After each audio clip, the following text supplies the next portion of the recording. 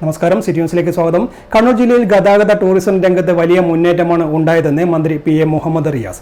ദേശീയപാതയിൽ മേലെച്ചൊവ്വയിൽ മേൽപ്പാലം വരുന്നതോടെ ഈ പ്രദേശത്ത് അനുഭവപ്പെടുന്ന ഗതാഗത കുരുക്കിന് ശമനമുണ്ടാകുമെന്നും മന്ത്രി പറഞ്ഞു.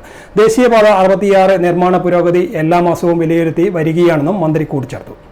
ദീർഘകാലമായി കണ്ണൂരിലെ ജനതയുടെ ആഗ്രഹം യാഥാർത്ഥ്യമാകാൻ വേണ്ടി പോകുന്ന ദിനമാണെന്ന് അതിൻ്റെ ഭാഗമായി ഒരു പ്രധാനപ്പെട്ട പദ്ധതിയുടെ പ്രവൃത്തി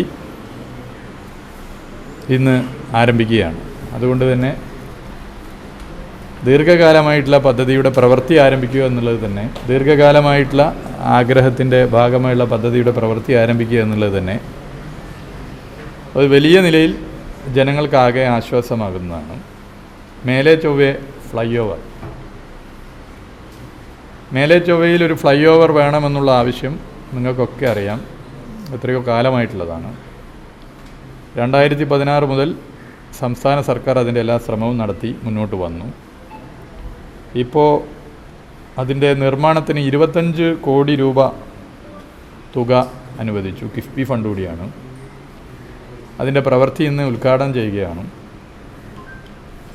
RBDCK വഴിയാണ് നിർമ്മാണം നടത്തുന്നത്.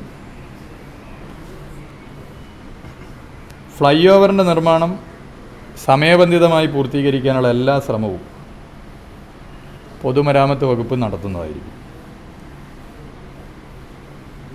ഡിസൈൻ ബിൽഡ് മോഡിൽ കരാറുകാരൻ നിർമ്മാണം പൂർത്തിയാക്കും, അതിനെല്ലാ നിലയിലും ഇടപെടും. അപ്പോൾ ദീർഘകാലത്തെ ഒരു പ്രശ്നമാണ്. അതോടൊപ്പം കണ്ണൂർ ജില്ലയിൽ പൊതുമരാമത്ത് വകുപ്പിൻ്റെ ഒട്ടേറെ പദ്ധതികളിപ്പോൾ നടപ്പിലാക്കി വരികയാണ്. കൂടുതൽ വാർത്തകൾ അറിയുവാൻ സിറ്റി ചാനൽ വാട്സ്ആപ്പ് ഗ്രൂപ്പിൽ ജോയിൻ ചെയ്യുക. അപ്പോൾ YouTube ചാനൽ സന്ദർശിക്കുക. വാർത്തകൾ ഇവിടെ അവസാനിക്കുന്നില്ല. മറ്റൊരു വാർത്തയുമായി വീണ്ടും കാണാം. നമസ്കാരം.